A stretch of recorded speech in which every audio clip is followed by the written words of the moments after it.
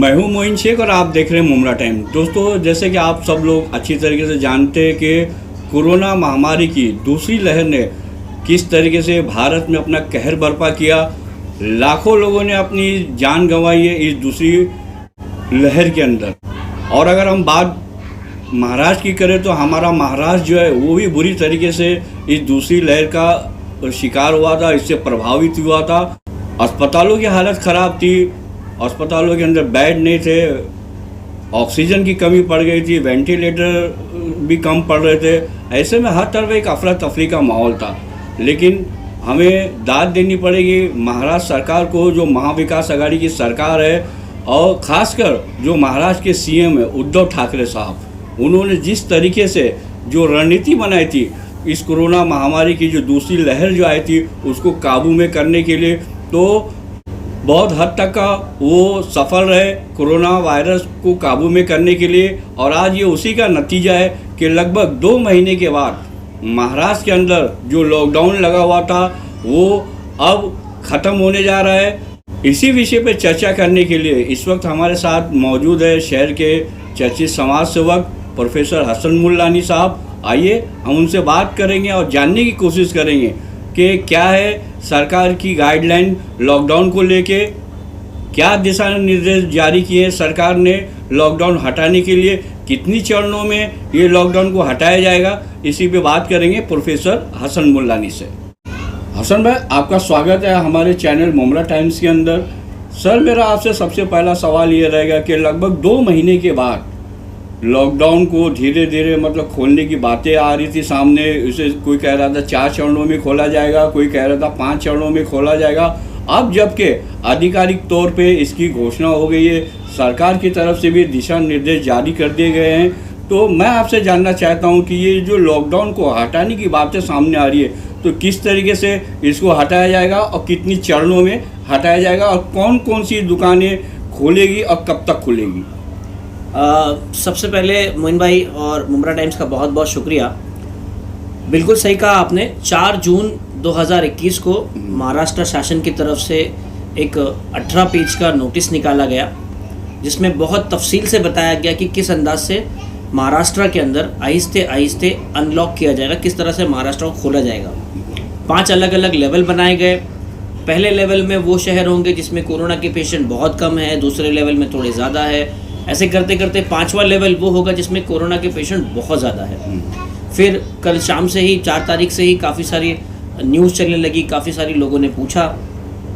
उसी नोटिस में ये कहा गया था कि जहाँ पर ज़्यादा आबादी वाले म्यूनसिपल कॉरपोरेशंस होते हैं, जैसे मुंबई हो गया, नवी मुंबई हो गई, कल्याण डोंबिवली, हमारा ठाणे महानगर पालिका, यहाँ पर ज़िला अधिकारी जो होता है उसके ठाणे ज़िला अधिकारी या उस ज़िले के ज़िला अधिकारी के साथ में मिलकर उस मनपा का, उस महानगर पालिका का जो आयुक्त होगा वो अपने हिसाब से एक नया नोटिफिकेशन, एक नई नियमावली निकालेगा। आज संडे 6 जून 2021 अभी कुछ 1 घंटा पहले ही मनपा आयुक्त डॉक्टर विपिन शर्मा ने नोटिफिकेशन निकाला और उन्होंने इस नोटिस में कहा है कि ठाणे ज़िला अधिकारी जो डॉक्टर राजेश नार्वेकर है, ठाणा के ज़िला अधिकारी, उन्होंने ठाणे महानगर पालिका के पूरे क्षेत्र को, जिसके अंदर दिवा, कौसा और मुमरा, कलवा और पूरा ठाणा शहर आता है, इन पूरे के पूरे ठाणे म्यूनसिपल कॉरपोरेशन को लेवल 2 के अंदर रखा हुआ है।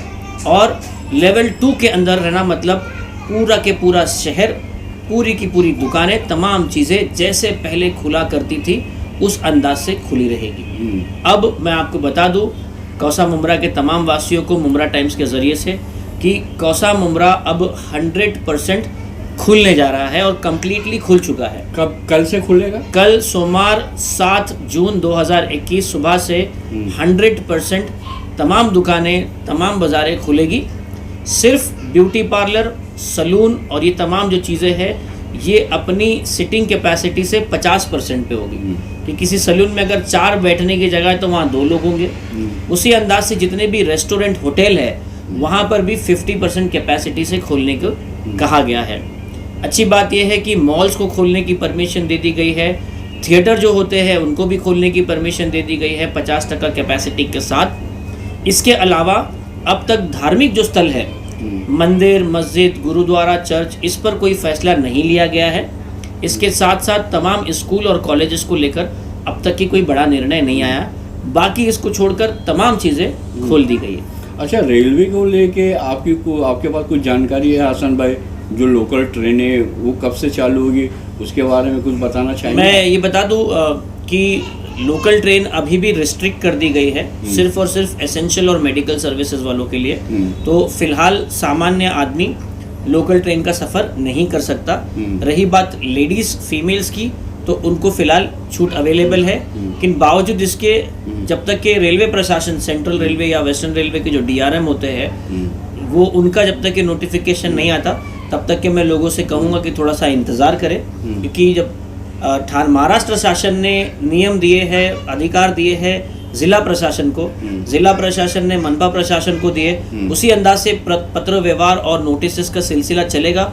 और हो सकता है कि रेलवे भी अनकरीब आने वाले 1 से 2 दिन में अपने नोटिस निकालेगा, फिर उसके बाद आप रेलवे में सफ़र कर सकते हैं। रही बात पब्लिक ट्रांसपोर्ट की, जिसमें बस आ गया, जिसमें ST आ गई, रिक्शाएँ आ गई, ये तमाम 100% कैपेसिटी से चलेंगे, इसमें कोई रुकावट नहीं है। बस में स्टैंडिंग नहीं अवेलेबल होगी, जितनी सीट्स अवेलेबल है, अगर किसी बस में 50 लोगों की सीट है तो 50 के 50 लोग बैठेंगे। मास्क, सैनिटाइज़र, सोशल डिस्टेंसिंग, इन तमाम चीज़ों का पालन करना पड़ेगा और 100% शहर खुल चुका है। हसन भाई, एक सवाल मैं और आपसे पूछना चाहूँगा कि जैसे कि कल से जो है लॉकडाउन जो है थाने ज़िले के अंदर मतलब हटने जा रहा है, कल से दुकानें सब चालू हो जाएंगे, बाज़ार चालू हो जाएंगे। क्या आपको नहीं लगता कि ये जो फैसला लिया जा रहा है लॉकडाउन को मतलब हटाने का अचानक से, जबकि ऐसी भी खबरें चल रही थी कि बीच में आपको भी पता होगा कि ये जो दूसरी लहर है, इसके बाद तीसरी लहर आएगी, वो इससे भी ज़्यादा घातक होगी, जो छोटे छोटे मासूम बच्चों को भी मतलब इसका असर डालेगी। और तो आपको नहीं लगता कि जल्दबाजी में लिया गया फैसला सरकार द्वारा? सबसे पहले मैं आपको बता दूं कि all India institute of medical science, जो देश का सबसे बड़ा इंस्टीट्यूट है मेडिकल का और सबसे बड़ा हॉस्पिटल है दिल्ली में, वहाँ के डॉक्टर्स की टीम ने ये साफ कर दिया है कि तीसरी लहर बच्चों पर असर नहीं डालेगी। ये एक महज अफवाह चल रही है। हाँ, महाराष्ट्र शासन के डिज़ास्टर मैनेजमेंट ने बच्चों के जो स्पेशलिस्ट डॉक्टर हैं उनको लेकर मीटिंगें वगैरह की थी। जितने भी महाराष्ट्र के बड़े बड़े पेडाट्रिशियन और बच्चों के एक्सपर्ट्स हैं, उनकी अपनी मुस्तैदी, उनकी अपनी तैयारी चल रही है कि कभी खुदा ना खास्ता, अल्लाह ना करे, कभी बच्चों पर कोविड का तीसरी लहर का असर हुआ तो वो अपनी तैयारी में लगे हुए हैं। लेकिन एम्स के डॉक्टरों का यह कहना है कि ऐसा कुछ नहीं होगा। रही बात जल्दबाजी की, तो मैं इस चीज़ की, आपकी बात की तायीद करता हूँ कि ये फैसला जल्दबाजी में लिया गया है कि तमाम चीज़ों को खोल देना है। लेकिन उद्धव ठाकरे जो हमारे राज्य के मुख्यमंत्री हैं, उनके ऊपर एक बड़ा प्रेशर था।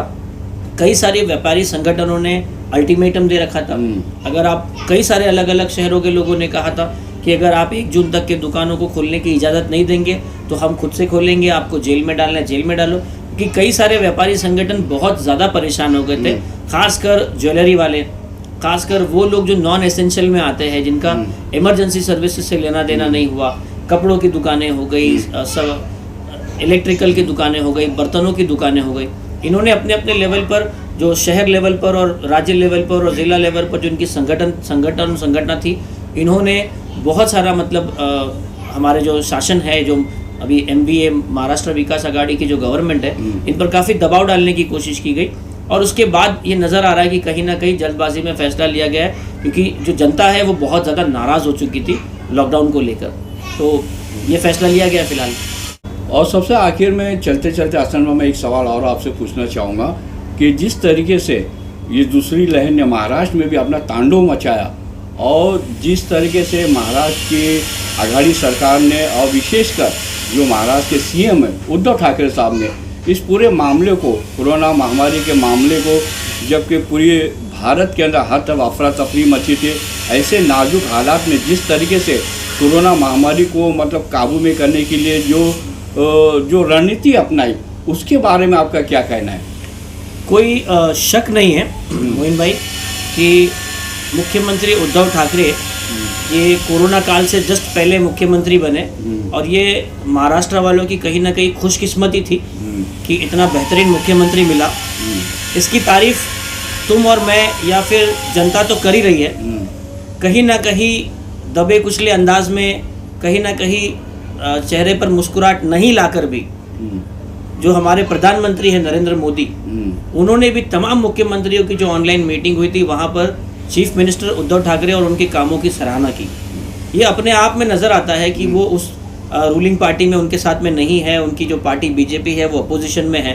यहाँ जो leader of opposition Devendra Fadnavis है वो उद्धव ठाकरे की तमाम रणनीतियों की धज्जियाँ उड़ाने की कोशिश कर रहे हैं और इनके ही आला कमान जो प्रधानमंत्री है हमारे देश के वो तारीफ किए जा रहे हैं। तो इससे बज़ाहिर साफ मालूम पड़ता है कि उद्धव ठाकरे फिल वक्त महाराष्ट्र के सबसे बेहतरीन चीफ मिनिस्टर्स में से एक है और बहुत ही अच्छा, बहुत ही बेहतरीन काम किया है। जिस दूर अंदेशी के साथ में उन्होंने पूरे मामले को हैंडल किया है वो मतलब वाकई में काबिल तारीफ।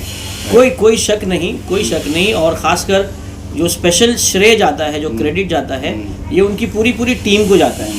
कि आप अगर देखें तो रोज़ अखबारों में और रोज़ न्यूज़ में आप देख रहे थे कि कहीं ना कहीं कोई ना कोई कमेटी स्वास्थ्य को लेकर, कोरोना को लेकर, कोरोना की तैयारियों को लेकर डेली मीटिंग्स चलती थी, डेली अपडेट्स आते थे। शायद पिछले एक महीने में जो उद्धव ठाकरे मुख्यमंत्री जो हमारे हैं, ये जितनी बार फेसबुक लाइव आए हैं या आवाम से बातें की, जनता से बातें की, शायद ही किसी मुख्यमंत्री ने इतने की होगी। और सारे डेटा, सारा नंबर और आंकड़ों के साथ बोलते थे कि मैं चीज़ों को छुपाऊंगा नहीं। जब जिस चीज़ों की कमी पड़ी उन्होंने बज़ाहिर आवाम को बताया, जब जो चीज़ें ज़्यादा थी उन्होंने बज़ाहिर आवाम को बताया और बहुत बेहतरीन तरीके से काम कर रहे हैं। जितनी हालत दूसरे राज्यों में, गुजरात में या उत्तर प्रदेश में बद से बदतर हुई, ये अल्लाह का एहसान है कि महाराष्ट्र का वैसा हाल नहीं हुआ। और ये पूरा के पूरा क्रेडिट अगर किसी बड़े पॉलिटिशियन को जाता है तो वो सिर्फ और सिर्फ मुख्यमंत्री उद्धव ठाकरे। तो दोस्तों ये थे प्रोफेसर हसन मुल्लानी, जिनसे हमने कोरोना को लेके और लॉकडाउन जो कल से धीरे धीरे ख़त्म होने जा रहा है थाने ज़िले के अंदर, तो मतलब ये जो यहाँ के जो ज़िला कलेक्टर है उन्होंने मतलब ये फैसला जो है मनपा आयुक्त पे छोड़ा था।